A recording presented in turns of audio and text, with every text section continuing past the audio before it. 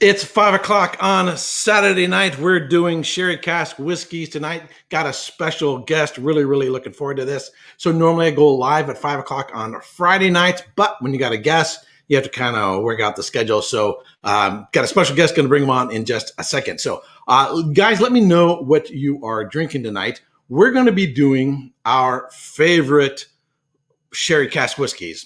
Now, Scott and I were just saying, when you have a few hundred bottles, it's a little difficult to pick a favorite. So what we've tried to do is actually pick a selection of a various different styles, all sherry cask, that we would recommend that you all check out. So without much further ado, let's hit it off with a little bit of rock and roll.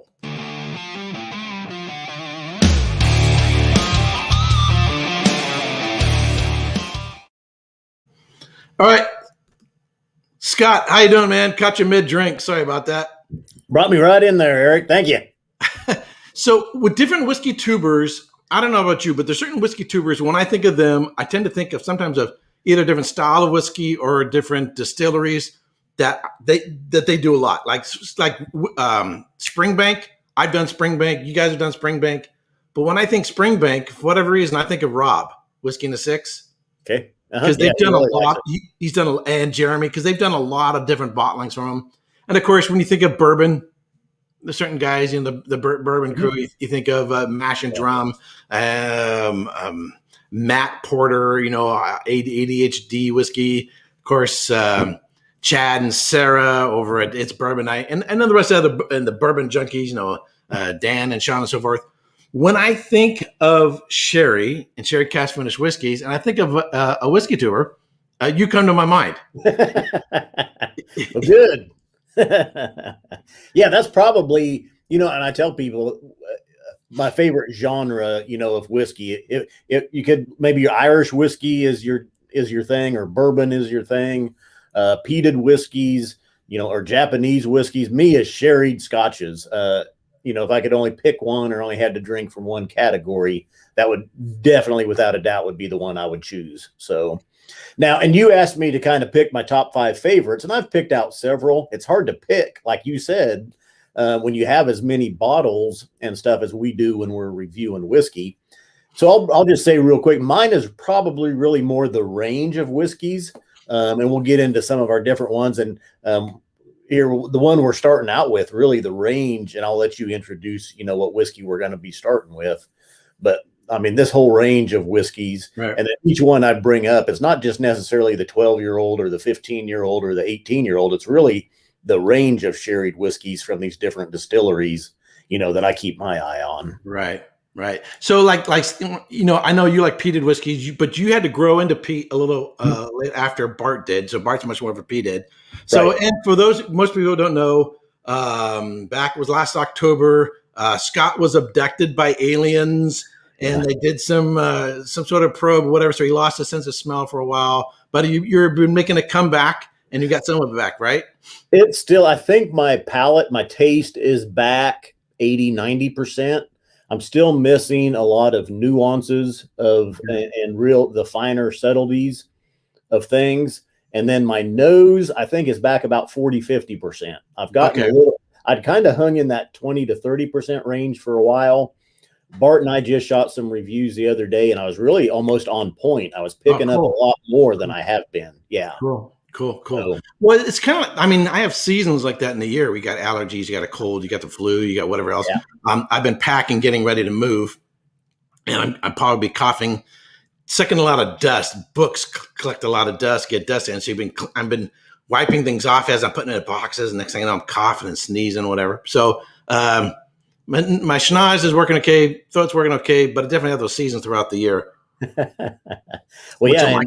So that was late October. So we are 8 months in now. And when it struck and I lost my smell and my taste completely for quite a while, Bart and I didn't film for 5 months up until late March. And then, we said, hey, we got to start filming again. And that was quite an absence from YouTube. And, you fall out of algorithms, people quit watching, people unsubscribe, people quit following you on Patreon. You lose quite a bit when you're out that long. So late March, even though my senses weren't all back, we started filming again just so we could get some content up. And, the hashtag Trust Bart came up. Right. Some people like that, some don't. I'm not a fan of it myself. Right. So, but it's good to see you back on here. And really, we're working more off of, we've already reviewed these. We've already got videos out on these, so we don't have to give our impression of necessarily, unless you want to give some whatever notes that you get on it. I always find going back to a whiskey, sometimes you pick up something you didn't pick up before, so we want to do something like that. So I'm going to put up the slide for our first whiskey. Now, I put together a list. Scott put together a list, and it just so happens our very first bottle is one which was on both of our lists. So let me bring the slide up here real quick, and we're going to go back and forth between first start off our list because we have the same one, and then go to Bart. Excuse me, sorry, I just called you Bart. Yeah, that happens. Then I go over to Scott. Not the only one. Then we go over to Scott. All right, so the first one it actually is. This is the Bunnahabhain 12-year-old Islay single malt Scotch whiskey, double matured in ex-bourbon and ex-sherry cask, unchill filtered, natural color, 46.3% alcohol by volume. And in my neighborhood, it sells for about $60. And this is one which I think, the Ardbeg 10 and this one, I would say high quality price ratio, period, in terms of whiskeys. So a non-peated, high quality price ratio, Sherry Cask whiskey, Bunnahabhain 12 is definitely going to be on my list. And I'm just going to pour myself just a little bit. Well, and I would like to say, Bart and I have been reviewing for 8 years, a little over 8 years now. Or no, coming up on 8 years, sorry. But it was within the first 2 to 3 years when we reviewed Bunnahabhain 12. And I think I purchased it. And when I first cracked the bottle, it was my first Bunnahabhain. I didn't like it when I first had it. I was like, "Ooh, this is a disappointment." The 12 you didn't like? Yeah. Back, but I mean, this is early on in my whiskey days, and I think it was kind of that unpeated Islay characteristic with some of that sea saltiness that was coming in. And so the bottle sat there for a month or two before we shot the review of it. And then when we shot, there might even been longer than that, because when we shoot the review, I remember I sat down with it then, and I'm like, oh, this is I'm getting a lot more here than I did, when I first opened this bottle. And I was getting, I don't know if the sherry notes were coming through yet or not, or at least to my palate then. But yeah, now, and Bunnahabhain, the whole distillery, is one of my favorites now. And Bunnahabhain 12 is probably battling it out with another whiskey I'll talk about for my top, 12-year-old or top sherried whiskey, really. And we've both been to Bunnahabhain Distillery. Absolutely love it. They needed a little bit of a cleanup and redo the walls or something because it was getting a little dirty, next to the ocean. But actually, spectacular view overlooking Jura, hanging out on the end of the pier. Really, really, and there's a place where you feel like you should really spend a lot more time there than I actually did. Yeah, I mean, it's very, I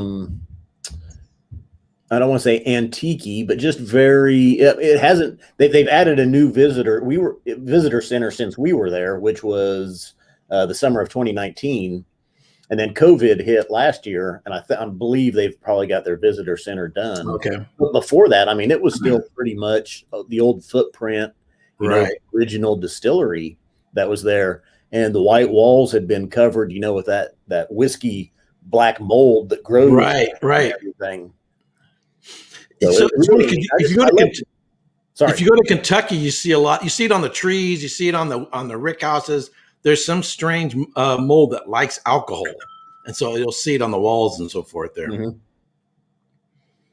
So it's funny because Bill, the Whiskey Dictionary, he just did a re-review of the 12. He also didn't like it at first. Mm-hmm. He just posted today his re-review of the Bunnahabhain 12 and really, really liked it. And I think he did a really, really good job on his review. So what is it about that you think the Bunnahabhain 12 that you like or you're picking up on now that maybe you didn't pick up, when you first had it and didn't like it? I think it's that unpeated Islay characteristic now that was a little weird. It was a little funky. It was a little different at first. I hadn't had that before. That along, that saltiness that will come in just from aging right there by the ocean. And then that sherry cask finish as well. It's a nice combination. and that sherry cask finish shows through. It's just a finish. There's just a hint of the sherry in there. It's not a sherry bomb. It's not overpowering. You're getting a great look at the Bunnahabhain distillery here with just a nice little touch of sherry. So I think there's also, some people more sensitive to it than I am. Like I think Mark over at Scotch Test Dummies is pretty sensitive to it because he talks about a lot, is the funk you can get sometimes from a sherry cask. So a bourbon cask, it's because it's been charred, is a requirement to make bourbon. So when you put in another whiskey, and particularly if they rechar it, that acts as somewhat of a filter to filter out any potential remaining sulfur notes that either came through the distillation, or in preserving a cask, they may have used a sulfur candle in order to keep mold or whatever from growing in the cask itself.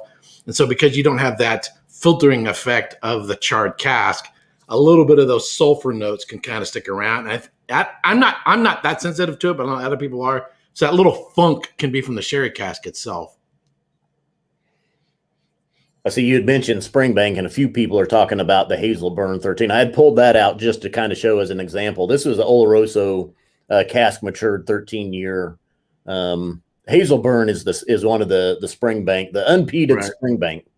So that was a very nice. This was my second or third bottle of it, but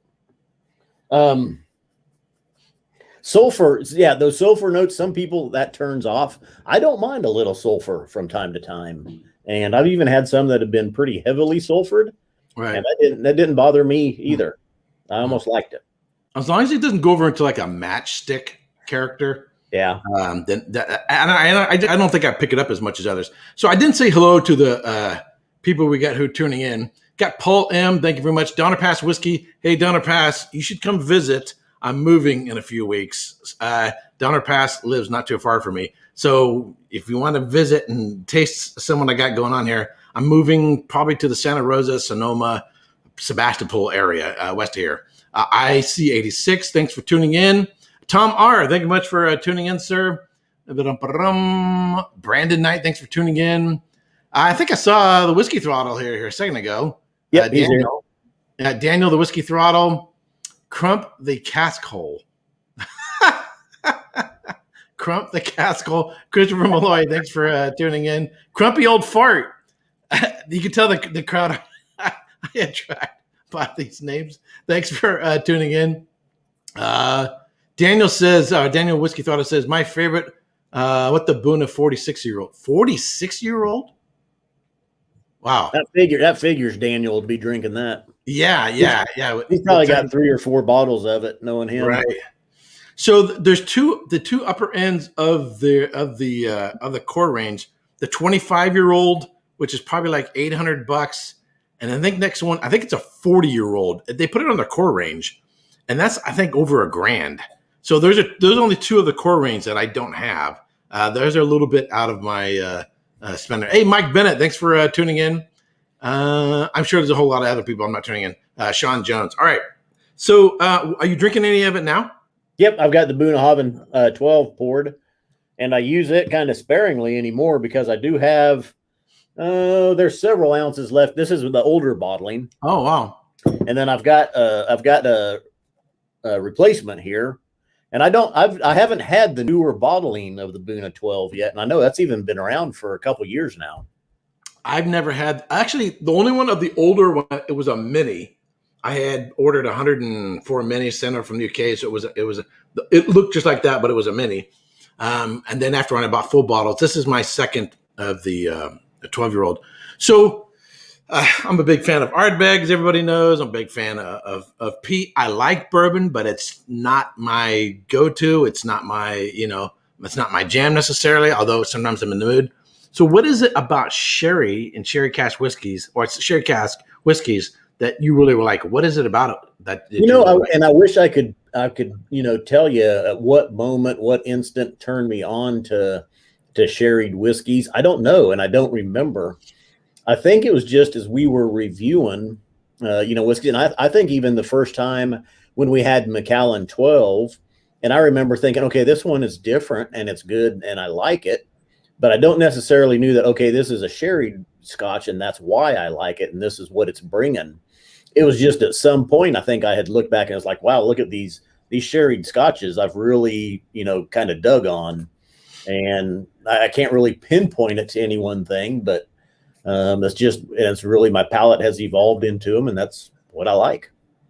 So what is it about sherry itself you think you like, regardless of whoever the producer is? Well, I think it's the and there's different sherries as well, and you can probably go on for quite a while here. Oloroso or Pedro Jimenez. There's Fino, Amontillado, Pelo Cantado, Oloroso, and Pedro Jimenez. Now, how about Marsala? Is that a sherry? No, Marsala, that's actually from Sicily. That's a fortified wine, that's an Italian fortified wine. Okay. Yeah, but Fino and those, Pinot Noir, that's not a sherry, right? No. Yeah. Those are all, I've had some great casks. It's something with the wine influence and the sherries, really. Port a sherry? No, port's a port. So those are all fortified wines. Okay. But port is a fortified wine from Portugal. And use completely different. So all the sherries use Palomino grape, with the exception of Pedro Jimenez. That uses Pedro Jimenez grape. All the rest are using Palomino grape. Port, there's like 13 different grapes. Either they start with Touriga or they start with Tinta in terms of the names of the grapes. But I'm not going to get off on that track. So I like the fig, the dates, and I like the dried black fruit notes on it. But a sherry cask that I really, really like is if it's has sweet, if it has savory, if it has salty, if it is smoky, and then if it's sherried. So those are sort of the 5 big S's. And if you have all those, then I absolutely love it. And thus far, and I don't have a bottle, but I would love to get another one, it is the Bunnahabhain Moyne or Moyne. Which one? Because there's they use that for their peated. So that's peated. So it was a fish ale from a couple of years ago. Oh yes, yeah, that was. That was a good one. I know which that was amazing. That was amazing. So that just really, really rang my bell. And if I could ever get another, and I know they've had another release that wasn't fish ale, and I tried getting a bottle, and I kind of got screwed around by the retailer. Well, and I want to say it was a Moyne PX or a Moyne Oloroso even. I want to say. Okay. Do you remember? Yeah, so the fish ale from a couple of years ago, I think it was 2018, was an Oloroso. Yeah, Oloroso Moyne. So I don't know if everybody knows here or not, but one of the things you and Scott are known for is having correct pronunciations. Me and Bart? Yeah, you and Bart. What did I say? Me and Scott. Yeah, you and Scott. That's Bart. The second time. And I haven't even had that much to drink. Is one thing you and Bart are known for is for correct pronunciations. Right. So and of course everybody loves jumping, correct you, and whatever else. Daniel Whittington, he purposely mispronounces things just to see what kind of comments he's going to get in the video. Well, it turns out I have not been correctly, I would say, emphasizing or pronouncing Oloroso. So I have a video clip, and I'll show it here. I'm going to share it with everybody. Okay. It's of Rex telling Brianna how to say Oloroso. This is the most important thing Brianna needs to know about this. You have to say the Oloroso correctly. Okay. Oloroso. Oloroso. I mean, it's more up here. Yeah. Or down here. Oloroso. Yeah. Oloroso. Oh, come on. Alrighty. Oloroso. Oloroso. All right, so there you go. You can tell Daniel seemed like slightly amused, but then slightly annoyed.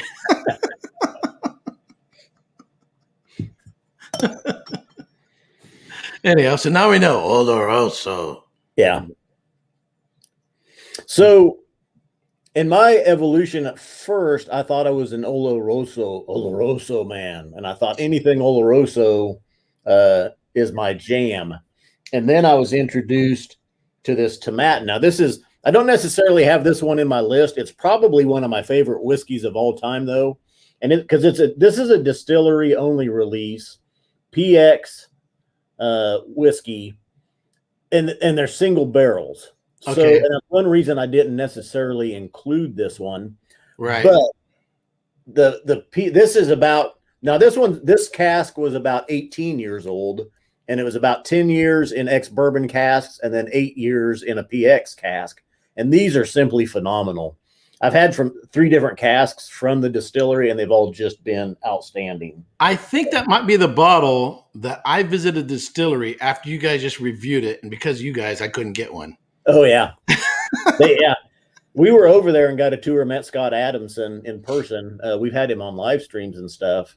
But yeah, he credits us with, we did a blind 16 bottle blind sherry shootout, and that PX from their distillery won. We both picked it out blind from 16 bottles.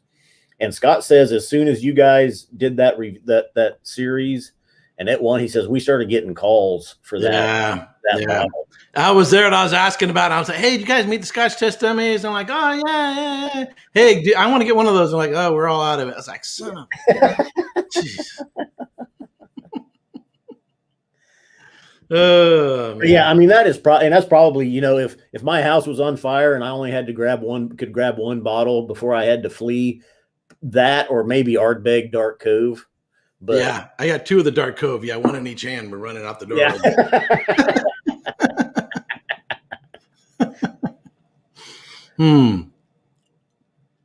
So I think one of the things I like about the sherry, because Oloroso, so Fino is aged biologically with that little layer of floor, that yeast on top of the wine. Amontillado starts off as a Fino, and then it goes, then the floor dies off or it's killed off. So it has both biological and oxidative aging. The oxidative gives you the more dry, nutty characteristics. So I think one of the things I like about the sherry cask is it can start off sweet up front and then transition into being more dry towards the back and then give you that nutty character. And I really like that.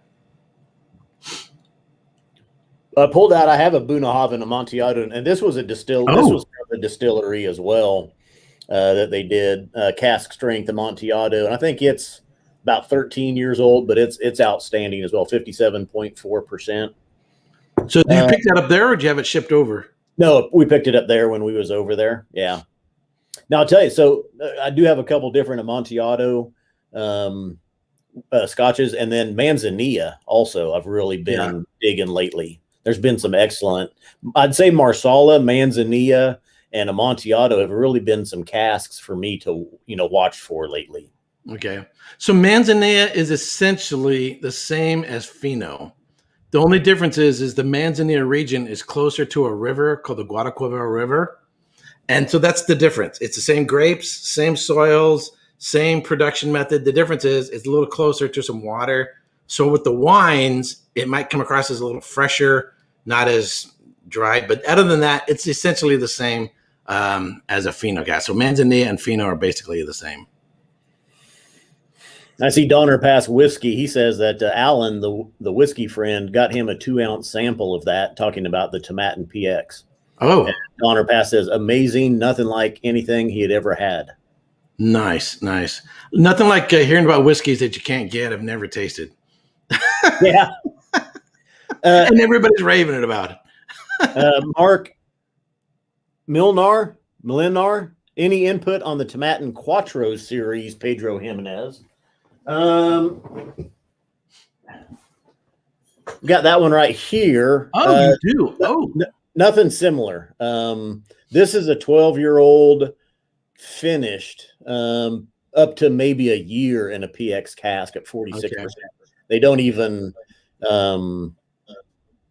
you wouldn't even be able to tell really they're the same whiskey or the same even from Tomatin.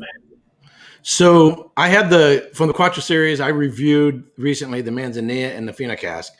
Crump the cask hole. Every time a Glencairn rings, an angel gets its wings. Thank you very much for the $5. Let me see if I can bring his name up here real quick.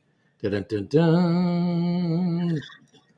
That's Crumpler, as we know him, and he has done our voiceovers at the beginning now of our videos that we're putting in there, introducing us, and then is that cause he's the one that calls you the little guy, the quiet one? Yep. Oh, okay. Oh, wow. I don't think you're exactly quiet because usually you're the one starting off the whole video. I'm the quieter one in comparison to Bart. Yes. Well, that makes me the quieter one if I was there.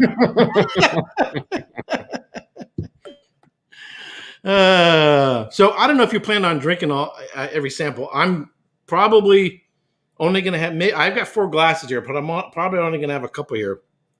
So you've already mentioned already, and this is one which it wasn't on my list, but it's definitely a old favorite of mine because it's the whiskey that I start off with. So the next one on your list, this is the Macallan 12-year-old Highland single malt Scotch whiskey, minimum of 12 years in sherry oak cask from Spain, as if they're sherry oak cask from somewhere else. Natural color, 43% ABV, and goes for, in my neighborhood, $75 to $80. So the Macallan 12 has a special place in my liver.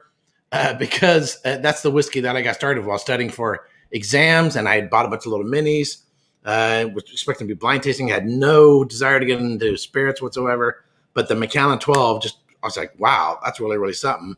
And next thing I know, now a lot of people kind of poo-poo Macallan and whatever else, but and so they probably wouldn't put it on your list, but this remains on your list. Yeah, absolutely. For me, it's still one of my favorites. This one, the Macallan 12, and the Bunnahabhain 12 are probably challenging each other for my favorite 12-year-old. Okay. But Macallan just being one of my first loves, and it still is. To me, it's consistent and it's good. I always have it around. I've got even a half gallon of it here.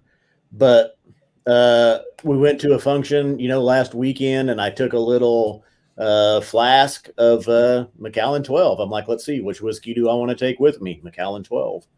Out at a Scotch or a steakhouse here in town a few weeks ago, I ordered a whiskey with my dinner, Macallan 12. It's just one of my go-tos. So it's sort of like you don't have to necessarily analyze it to death. It's an old faithful friend, one that's consistent, reliable, and you're going to like it when you grab for it. Yeah. So I noticed you have one of those bottles is a little on the large size. Yeah, as I said, I got a half gallon of it. I got a couple of half gallons of it. Yeah. Woohoo! Woohoo! Wow. Did you get that as a Father's Day present, or did you buy it yourself? No, there's a place here in town there's only one place in town here. I still see them. So if I'm in there, I'll usually, they've had them for a while, and they were selling them for $130. So I was buying it. Yeah, because that's cheaper than buying just two of these. Wow. And I went in there today, and they've marked them up. They're $160 now, which is still a good buy, because these are $80-$85 here now. Right. So I didn't pick one up, though. I was like, well, if I use up my 2 half gallons that I've got on hand, I'll go get some more. Wow. So I haven't gone. I've gone to a Macallan tasting in San Francisco. It was called. Man, I can't remember what the event was called. Anyway, and I've been to the distillery and so forth, but I've not bought other Macallan bottles because there's so much more to explore. And yeah, they've got pricey, but one of these days I'm going to do a whole long series on the Macallan bottlings. Mm-hmm. Just haven't got around to it because I kind of there are very few bottles that I buy another one and another one and another one, simply because there's other stuff I need to get into, other stuff I need to explore. But Ardbeg 10, I probably go through one every year. And the Bunnahabhain 12, I bought a few of them. I bought a few of the Buffalo Trace, sort of easy go-to, inexpensive bourbons and stuff like that. But I've gone through one bottle of the Macallan 12. I just bought a Macallan. It's the 2020 Classic Cut. I did last week. I did a side by side with the 2017, and I like the 2017 far more. And I think they use some bourbon cask with the 2020 Classic Cut. Really? Mm-hmm. I haven't 2020. That would surprise me if they did. I mean, I know they do with their 3 woods or their triple casks, whatever they call them. They're using some ex bourbon, but for the most part, they're all pretty much sherry. I mean, I could be wrong, but it definitely smells and tastes like more of a bourbon cask. It has more of that real strong vanilla character. So what's that one? Macallan edition #1. Whoa. The first one is extremely rare. Wow, that one's selling for some serious bank now.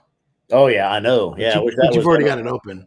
And Macallan 18, and I got several others up there, but Macallan 18, Bart and I bought for the dummies. I probably wouldn't. It's a great whiskey. It's very good. I mean, it's $350 here. There's no way that it's worth that. Yeah, it's a good whiskey. Don't get me wrong, but it's not worth $350. So Mike Bennett asks, let me bring him up real quick. He's one of my wrenches. If I can find it. Trying to scroll through this comment things and actually okay, here we go. So Mike asks, I got the 2019 Classic Cut. What is the 411 on that? So I haven't had it. Scott, have you had that? I've had the 2018, and I heard we never reviewed the 2019. I heard it was pretty close, pretty similar to the 2018. And I mean, it's a cask strength Macallan that, should have been in the $80 to $90 price range and well worth it. So I would check out Rob at Whiskey in the Six. I think he has reviewed, if I'm going by memory, every Macallan Classic Cut. So Rob, he's one I think of when I think about Springbank. Rob comes to my mind, and when I think of Edrington, particularly Highland Park and Macallan, Rob comes to my mind. I just know he's spent a lot of time covering all those. So what you can do is go into YouTube, go into search engine, type in Whiskey in the Six, and then type in Macallan Classic Cut 2019, and it should come right to the top. I see a comment. I don't know if you can highlight that from Curiosity Public. Okay. 2 comments up. And that was something that I was going to talk about. And Erik you have a Sherry Cask bourbon or American single malt in your lineup. I don't. To me, sherry casking definitely works better with Scotch. So I reviewed, and I just recorded yesterday a re-review. It'll post on Wednesday. I just did a re-review of the Wild Turkey Master's Keep Oloroso cask. Oloroso cask. It's been open for 2 years, so that re-review will post on Wednesday. However, when I originally bought it, it was $150. It's now going for $350. So I would say, unless you're a diehard bourbon fan and you just want something a little different, I would spend that same money. I would buy a cigar blend for $170, $175. Joseph Magnus? Yeah, Joe Magnus, because it has some sherry cask in it. It has some Armagnac cask in it. Yeah. So you're going to get some of that sherry character. Yeah, that would be my exception. Just even the cigar blend and the regular Joseph that's in the $100 range. Now, to me, they both get better after they've had some air. But to me, bourbon is just has such a strong flavor profile where it's 51% corn. It's aged in a new oak barrel that's charred. And for a sherry casking to override those bourbon notes takes quite a bit. And I've had several that it didn't pull it off quite like Scotch can. So my original review, sort of along the same lines of what you're saying, is they fight with each other. They don't harmonize really, really well because the sherry, it has to overcome that intense, new charred oak character. And it's just really, really challenging to do that. I'm not saying it can't be done, but I just think it's really, really challenging. And it doesn't necessarily, actually, I think a little precursor to my re-review, it's been open for a couple of years and it needed a couple of years to be open for it to become much more harmonious. Yeah. I like it more than I did before, but yeah, I think it's a little bit of a competition. I don't think it works that great. Now, the one thing about Wild Turkey is they're not using seasoned sherry casks. They're using old sherry casks, which means they're throwing down some serious money to get those casks, right? They're using like 20-year-old sherry casks. That's very, very uncommon. But I think in order to get the intensity, the flavor, and the extraction out of the cask that they're really going to look for, that's what they got to go for in order to compete with the bourbon profile. Yeah. Now, some of the bourbon heads, Bourbon Blind, for example, he liked it right off the bat. He really, really liked it. But for me, it took a little bit of time to sort of get it. And that was one that I did hear good things about as well. And it was really, I don't know if I ever saw one, but the price point on those, like you said, they were $150 to $175. And my experience with sherried bourbons, it just wasn't worth it for us to pull that trigger on. And they produced 1,600 cases, which isn't a lot. And so hence the price, as they're getting consumed, the prices are going up on them. That's the way it works. I haven't had any other sherry cask bourbons. If someone's watching this on the replay or in the chat, if you've had a sherry cask bourbon that you really, really liked, put in a comment down below, and I'll maybe even check out one of the bourbon reviewers and see if maybe they have some recommendation as well, such as Jason over at Mash and Drum and so forth. So the next bottle, again, we don't have to be slamming these and necessarily reviewing all these, but on our list that we liked and sort of putting out there is one of mine, which is, if I can find the little picture here. So we both started off with the Bunnahabhain. You went the Macallan 12, which I also really liked. This is the John Powers 12 single malt Irish whiskey, ex-bourbon and ex-oloroso. Sherry cask, bottled at 46% alcohol by volume, and sells for about $65. If you're looking for it, the bottle has changed. I have the older bottle. The whiskey's the same. They just changed the label in the bottle. They now have like this triangular thing on it. Anyway, Google image it, you'll know what I'm talking about. Really, really like this. And in fact, on my thumbnail for this whiskey, I labeled it Sherry Bomb, because this really, really is an intense sherry cask whiskey that's really, really, really in your face. Have you got this one? Have you ever had this one? Yep, got it right there. Oh, there you go. There you go. So I'm gonna pour myself just a little bit. I saw that you had an Irish on your list, so I didn't know it was. I didn't remember it being Powers. I do have that one. I pulled out Redbreast Lustau. To me, which one is really enjoyable as well. And then the 12-year Yellow Spot as a sherry and Malaga finich. Yeah. Very nice.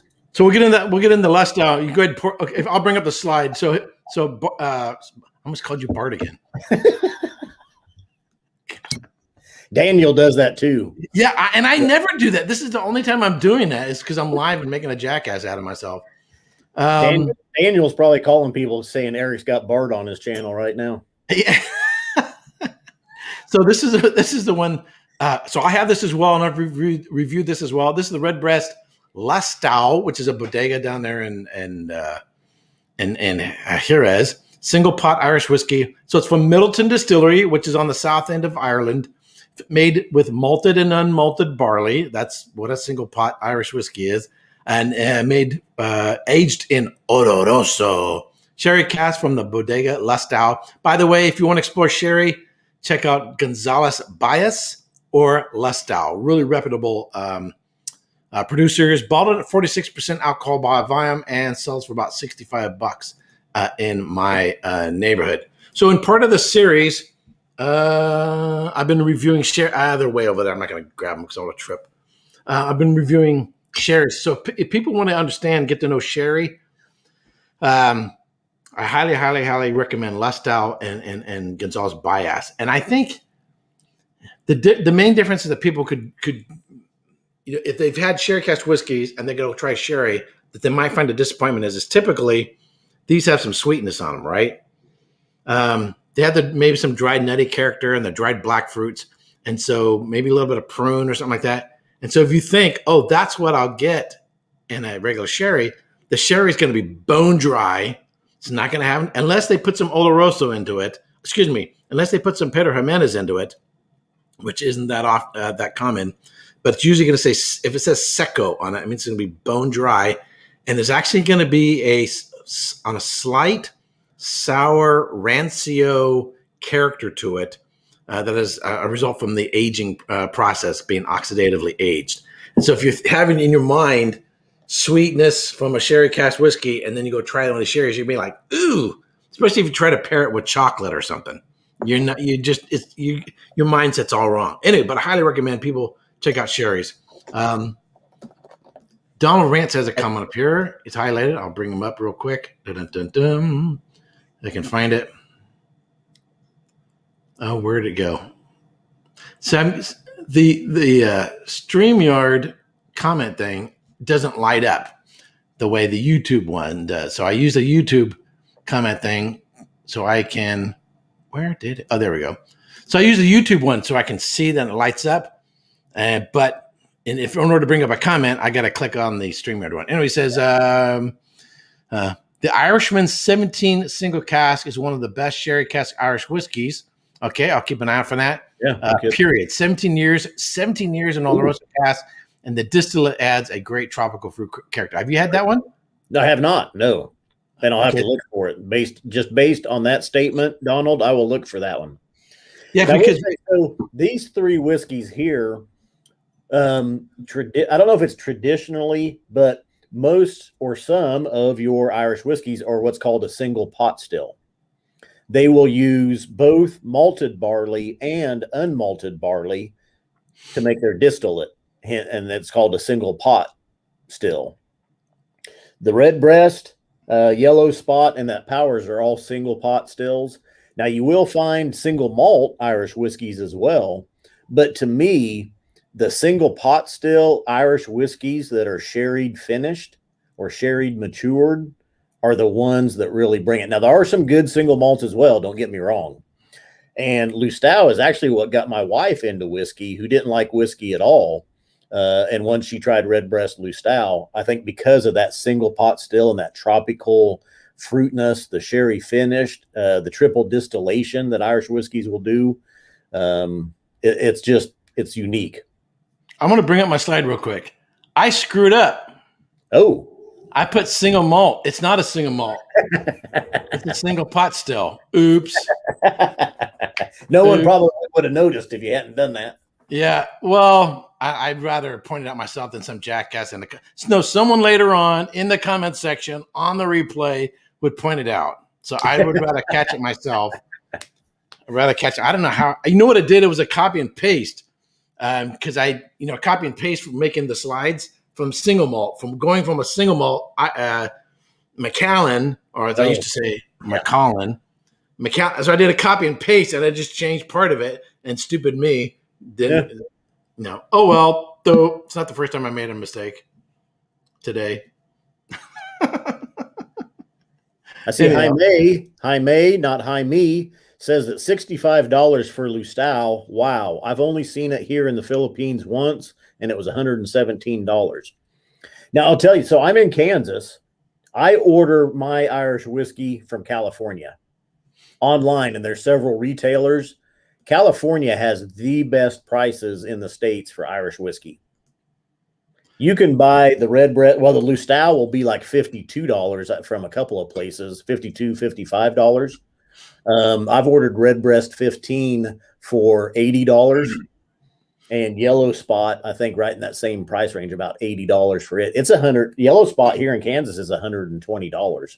Yeah, I would say both prices and availability, and I don't know why, but prices and availability, I generally tend to be pretty good here in California in terms of doing a walk-in. But if you're not doing a walk-in to get your bottles, I find myself often ordering from everywhere in the country. If you want something early on early release, I tend to go to New York, but you're going to pay more. Yeah, like coming out of New York. But I tend to get them earlier, like the Ardbeg committee releases. Giving away a secret here, trying to get them to jump on those. I tend to get them out of New York, but you're going to pay more.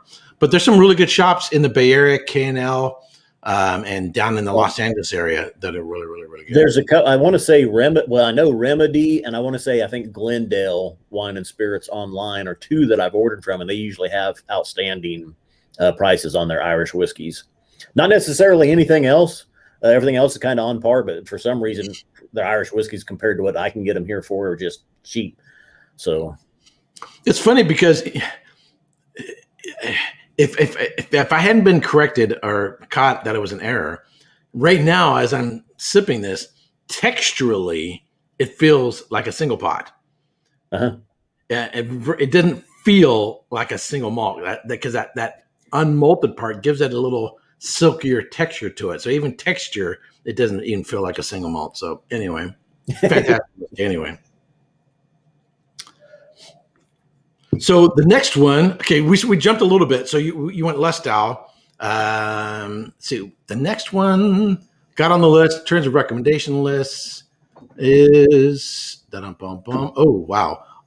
Well, I'll bring one of yours up, then I'll bring yours up. This is one. This one next bringing up is one of your recommended, one of your favorites. Not an inexpensive one. I've only had a mini of it.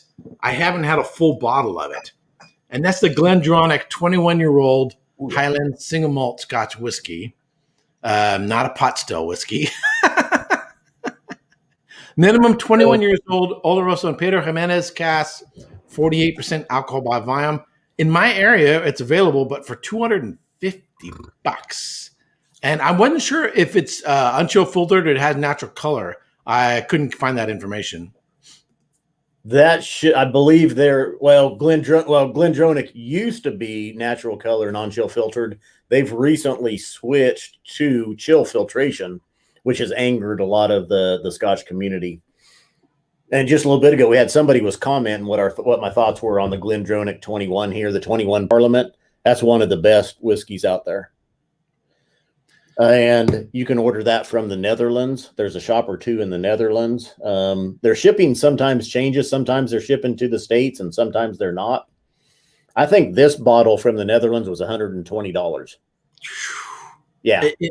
Okay, but it wouldn't get up to $250. But if you had to do tariffs and then shipping, well, there was no tariffs from the Netherlands. I ordered GlenDronach 21 and Glengoyne 21 together, and I think with shipping, there's no taxes because it's international, or maybe there was a small amount. And I think shipping was $35, but it was like $250, $260 for both bottles total. Oh, okay, that's not bad.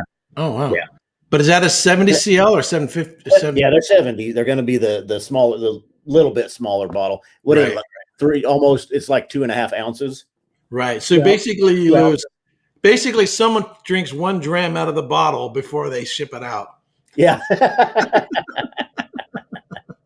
Yeah, I've got a few bottles from the international bottles with the UK stamp and stuff on them. So I don't think you notice. I don't think you notice that 50 milliliter difference myself, especially with the price, $250 or $120. Right. You gave out your secrets on the committee release. I'm giving out my secrets on the GlenDronachs. So when the committee releases start, when they get the announcement that every morning, lunchtime, and evening, I'm searching. But I'm particularly paying attention to the New York shops. That's been sort of my secret. Being a member of the Ardbeg committee hasn't done me a damn bit of good. Unless you live over there and can take advantage of it, being over here, it doesn't help because everything just gets held up. Even if you can buy one from them, it just gets held up. So let's see here. All right, our next one. I know I'm really kind of steaming through this, but we're going through a lot of different recommendations. My next one, I'm wondering if you had this one. I'm going to pour myself just a wee bit because this one will take the fillings out of your teeth. This is the Balcones Brujeria Texas single malt whiskey. It's not a Texas pot still. Or a Texas bourbon. This is a Texas single malt. Yeah, it's not a Texas bourbon. Oloroso and Pedro Jimenez Sherry Cask, 62.9% ABV. I paid $120 for it. It's not sold outside of Texas, to the best of my knowledge.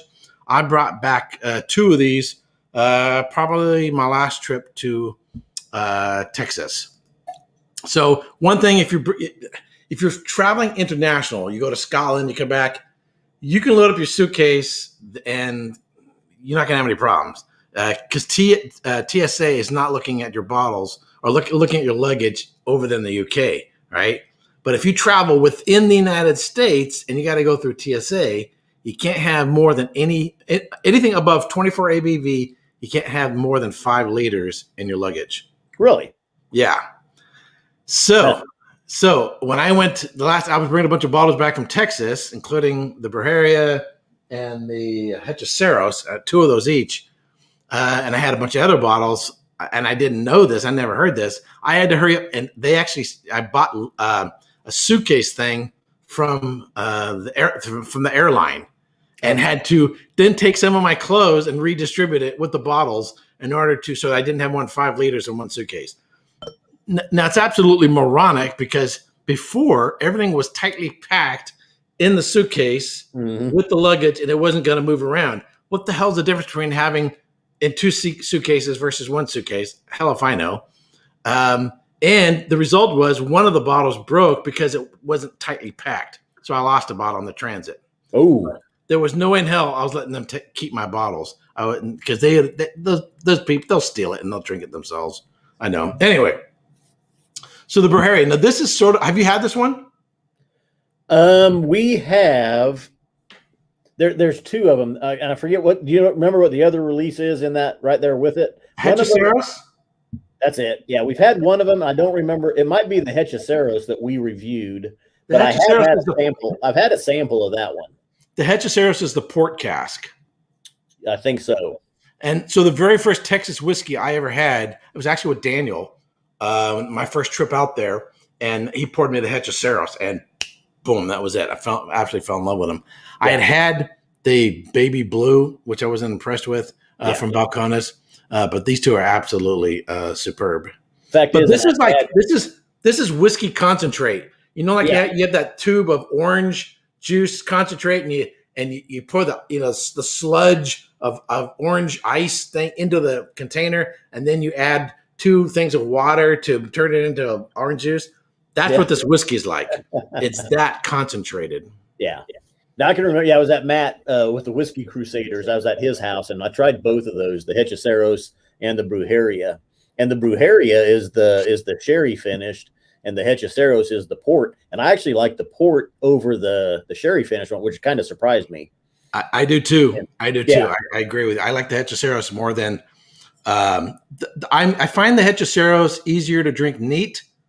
I find the Brujeria needs a little bit more, some water. It needs some more time. Needs more integration. I just find the Hechiceros just worked out really well. Neat. That's still a big kapow, but really nice. And I have a little Balcones glass here for my visit to the distillery. Have you been to the distillery? No, we have not been to Balcones.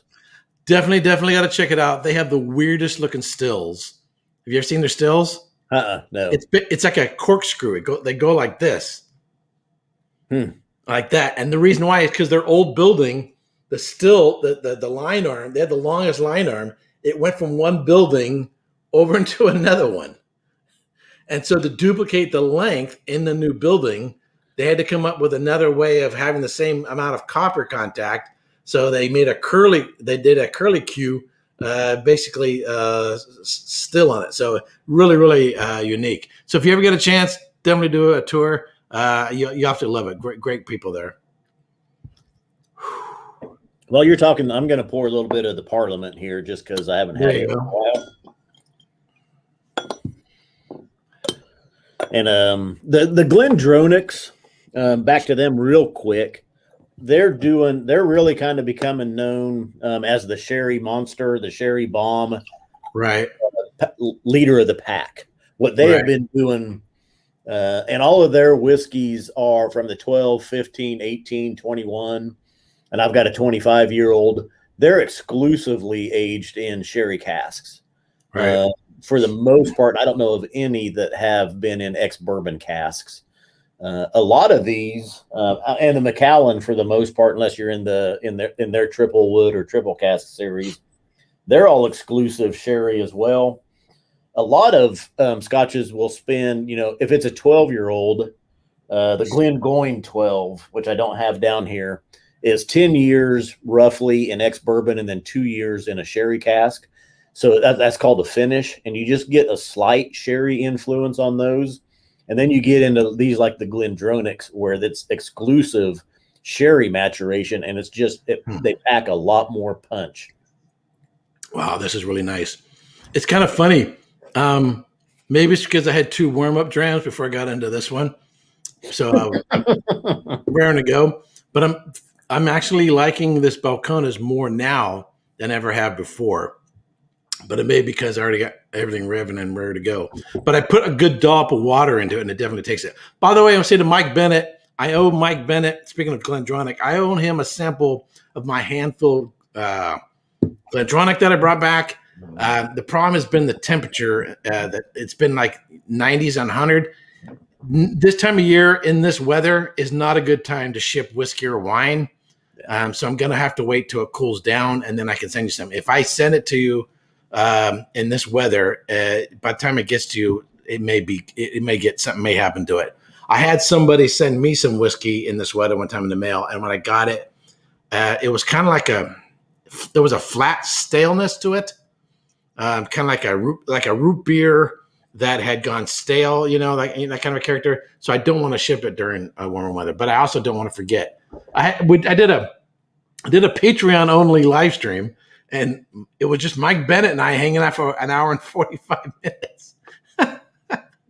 So we started off with the GlenDronach 18 and then went through several other bottles, speaking of GlenDronach. So, yeah, I didn't forget. So how are you doing there with that one, with the Parliament? Okay, so I haven't gone to it yet. I'm getting ready to go in now with my palate and COVID, loss of everything. I have not had this. So let's just see if I'm getting any different. And then there was the alien abduction and the probe. Mm-hmm. mm-hmm. Mm-hmm. So just, just leading, even as muted as my palate still is, I started with the Bunnahabhain 12 and then the Redbreast Loose Style and just poured a little bit of this. And the palate punch on that GlenDronach 21 Parliament is out of this world. It's definitely bringing the sherry. And the 18 GlenDronach Allardyce is 18 years of exclusive Oloroso sherry maturation.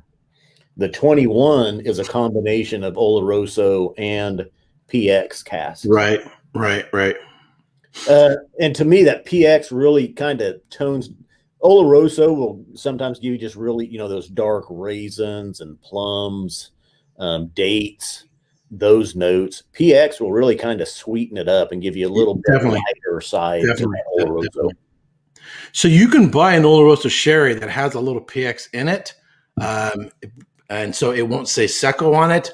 Also, there's a sherry called Amoroso, which basically it's a combination of it's not really a style. It's not a style of sherry. It's just Oloroso that's had Pedro Jimenez in it.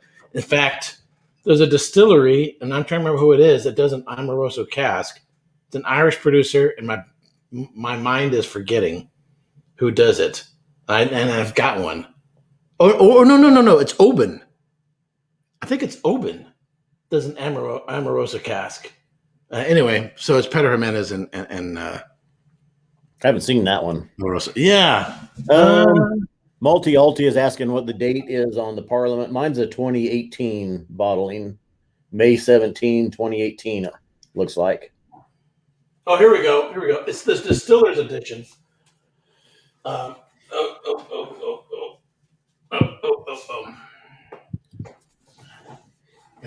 R., you're exactly right.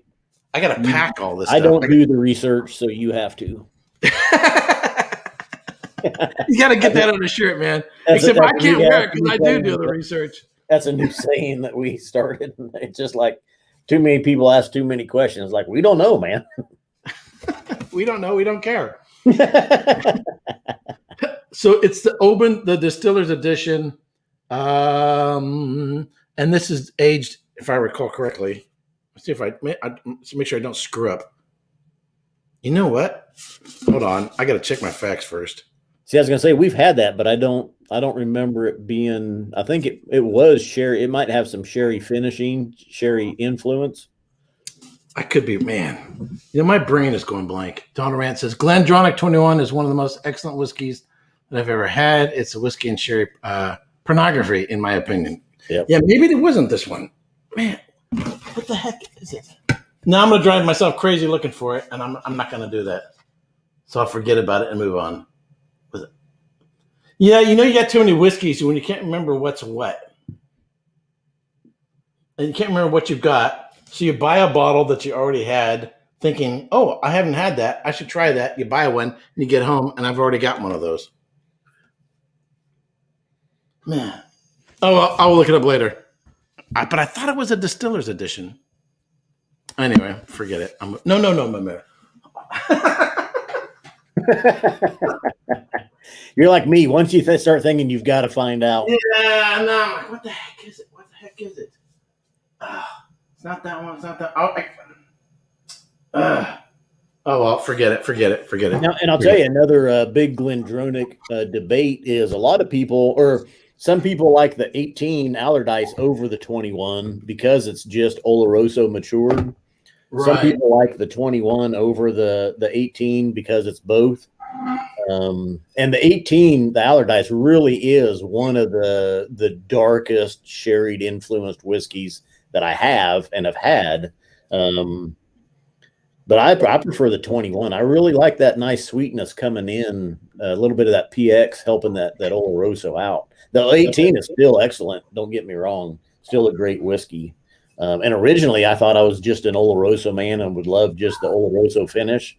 But in this instance, that Parliament wins that one for me. Wow.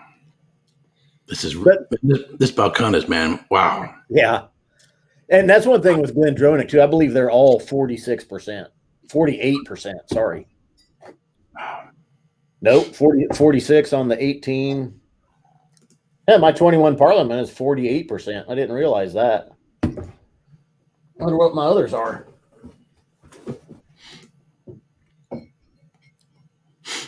46% on the 15. I'm pretty sure the 12 is the same. 43% on the 12. And I've got a 25-year-old Master Vintage, 48.2%. This is an excellent bottle as well. And that's from the Netherlands. I ordered that one. Oh, I want to say this is a 25-year-old GlenDronach, and I think it was $220 or something from the Netherlands. And there's still some of these bottles floating around online. They're a little bit more expensive now, but still worth it. So you and Scott have done the peat shootouts. Have you? I'm trying to remember. Did you guys do one for sherry as well? Yeah, we did it. Yeah, we did a 16 bottle sherried one. I thought so. Bart and I did. So what was it? What was it called? A Very Sherry Christmas. It was in December, so yeah, we called it A Very Sherry Christmas. Okay. 16. So if people want to know more about sherry and get impressions on sherry, check out Scott and Bart, A Very Merry Sherry Christmas. Yeah. Mike Bennett or one of the other wrench I think I got in the room. If you want to post a link to that one, we can do that. So hold on. So what was maybe I don't want to give a spoiler alert, or maybe we do, maybe it doesn't really matter. What was sort of the high point of that series? Gosh, that was long enough. I can tell you, that Tomatin PX won it. And I'm pretty sure most of our cask strength offerings moved through it fairly well. Now that's a 16 bottle blind shootout. We don't know. I pour 4-ounce samples from a bottle and I label them, 1 through 16. And I give those 4-ounce bottles to Bart and he relabels them with letters A through O or P, whatever it would be. and then we do the shootout blind brackets of 4. So we'll do 4 whiskeys, and we both pick our favorite from those 4 whiskeys, and then we do the next bracket, and we pick our favorite from those 4. So you'll have the 4 will advance to the championship bracket, and then you pick your favorite out from that. So in terms of because for me with Pete, I would very quickly just go numb from it. It would just be, I wouldn't be able to tell one from another. I mean, very, very, very quickly. But is Sherry kind of doing those lineups like that easier than doing the Pete? The Pete, and a lot of people have commented on that, and I felt the same at first. But when you do it, what happens is your palate gets saturated with the Pete, and then you start to tell the difference. You can tell the difference from this whiskey to this whiskey because Pete is already on your palate. So if there's tropical notes in this one, and you're just vanillas maybe in this one along with the Pete, you can tell once you get that Pete on your palate. It's amazing, really, the differences. If you haven't tried it, just line up 4 and try to kind of go back and forth and see what you're getting. Yeah, because I would think, saturation would be an issue. So, all right, so there you go. So Mike Bennett, thank you very much. He just put a link. So if you guys want to check out Scott and Bart's Merry Sherry Christmas, I'd make a good card, Christmas card or something like that. Have a Merry Sherry Christmas. It's the best time of the year. Speaking of Christmas cards, a lot of people probably have. Bart and I send out a Christmas card to our Patreon supporters each year, and this was this year's Christmas card. Oh, there you go. American Goth little redo there. So speaking of Pete, my final one, I'll bring up the notes here. My final one for this little lineup here is a peated whiskey, which is the Ardbeg Ugadal, also known as Oogie, Islay single malt Scotch whiskey, ex-bourbon and young and older also sherry cask. That's as specific as they get. Unchilled filtered, natural color, 54.2% alcohol by volume, and runs for about $70 in my neighborhood. So I chose the Balcones because it's high ABV and put towards the end, and the Ardbeg Ugadal put at the very end since it's peated. So these haven't been in order necessarily of preference, but really it just makes some sense in terms of ABV and so forth, in terms of when you're going to taste them. So I do want to finish up with a little bit of Ugadal, and I'm getting a little low on this one, so it might be time to buy a new one. I've got my absolute favorite has probably been, and Pete and Sherry together, Ardbeg Dark Cove. Of course, it's long gone. The committee release, simply outstanding whiskey. All others are trying to live up to that one. This Lafroig, I don't know if you've had this one yet. Their 10-year sherry oak finish. No, but so you reviewed it, and Jason over at Mash and Drum reviewed it. And I'm like, son of a bitch, I got enough whiskeys. I don't need to buy another one. And it sounds like one I need to grab. Yeah, it's worth it. Now it's running a little bit higher though too. I think it was in the $80 to $90 range for us. So it's a little bit more, than the standard Lafroig 10. It is 48% ABV, but it's really good. It's really good. Worth it. Yeah, I go back and forth between the Corey Vrecken and the Ugadal. Which one is to my favorite? I tend to lean more towards the Corey Vrecken, but right now Ugadal's in my hand. So now right now Ugadal's my favorite. Mm. Well, I think is Corey Vrecken sherry influence though, or is it just a cask strength, higher strength? I know the Oogie is. You know what? They don't put it on the bottle. They don't put it on the website. But I've heard that during the conversation with someone from the distillery, it was leaked out as to what's actually on. And I've had people leave links to it. Yeah. But off the top of my head, it could be. I don't remember. Yeah. But in tasting it and smelling it, if it does have some sherry cask, it's not as present as the Ugadal does. The Ugadal, I'm getting chocolate covered raisins. Like you go to the movie theater. I'm getting chocolate covered raisins with smoke and peat surrounding it with that very distinctive character. Oh, Bud Junkins says, here you go. Bud is right. Okay. Thank you. He refreshed my memory. If I can bring it up here. Oh, yeah. It's a Talisker distill. See, I was the distiller's edition was correct, just wrong producer. Now, where in the hell did I put it? Right there. I got it. Boom. There you go. I've got that. That's it. I see. Distiller's edition was in my head. Yep, and it's got it on the label. Double matured in Amoroso cask wood for a richer, rounded flavor. Yeah, and mine's hidden somewhere in here somewhere. I will find it when I start packing everything and need to move. But Bud Jenkins, thank you very much for the reminder. And that's a 2015 bottle. That's even a few years old. Yeah. That is a really, really, I think I reviewed it right around Valentine's Day, if I recall correctly. It definitely, it's a sweeter one. Really, really, I think it's sort of dangerously delicious. Really easy to sip, really sweet, easy to follow it up with another gem. Really, really, really nice. The Ugadal, this is for me is take my time, chill out, and this is not one I'm slamming on back, but really, really, really nice. I was impressed, and I don't think you had as high of impression as I did with last year's, or maybe it was 2 years ago now. The black. No, I really, really liked it. Did you like that one? I thought it was the New Zealand Pinot Noir cask. Mm-hmm. Yeah, I thought it was second to. It's my second favorite, following the Dark Cove. Actually, Dark Cove. Yeah, I thought so too. Is right up there with it. Not as good, but right there, getting back to it. Ardbeg had done the grooves, and then the rum cask finished one. They were okay. They were good, but the black got back kind of that enough of that wine influence cask that really getting that Ardbeg Dark Cove sherry richness influence. Yeah, I've got two of those as well. One open and one on the back part of the shelf. I always try to grab two of them if I can. And plus I have a bottle of the 46 as well. Now, see, I won't buy the standard release. If I get the committee release, I usually don't buy the standard. Well, I'll do it for the sake of comparison. Yeah. And actually, the 46 is really, really good as well. It's not as good as the committee release, but it's not. If someone didn't get the committee release, the 46 is not a disappointment. So, and I still see some of those around. Really, really, really, really nice disappointment. So, and was that you?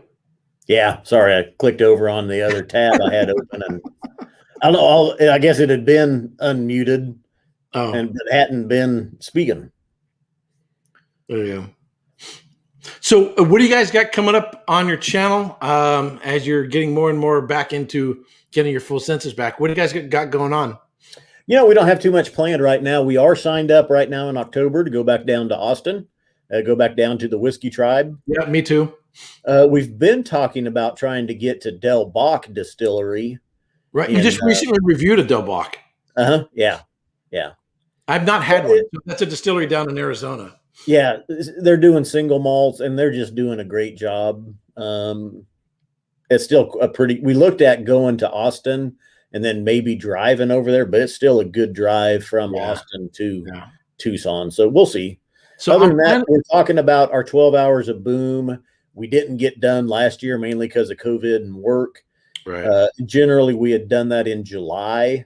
We are talking about we could do that this year, but it may be we may move it to October, and it would be in conjunction with our anniversary if we do that with our YouTube anniversary. So I'm planning on being there in Austin this year. It's on a Sunday.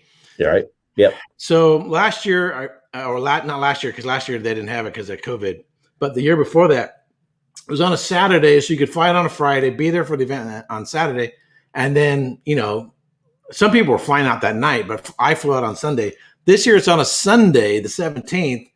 So I am not rushing to get to the airport and fly back, which means I got to take Monday off. Well, I was scheduled to take Monday off, but now I'm starting this new position. So, I'm in management, so I'm not worried about that much. But as long as there's nothing big going on, I should be able to. I'll stay overnight and fly back on Monday the next day.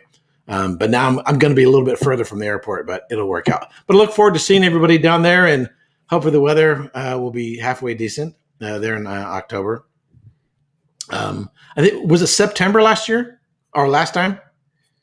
Yes. August, the first, was it July or August was the first year, and then they bumped it back to September. Right. Yeah, July's a little too freaking hot. Yeah. That first year that they did it, it was brutal. Yeah, especially for people like Roy coming over from Scotland, to Texas heat. That's a bit much.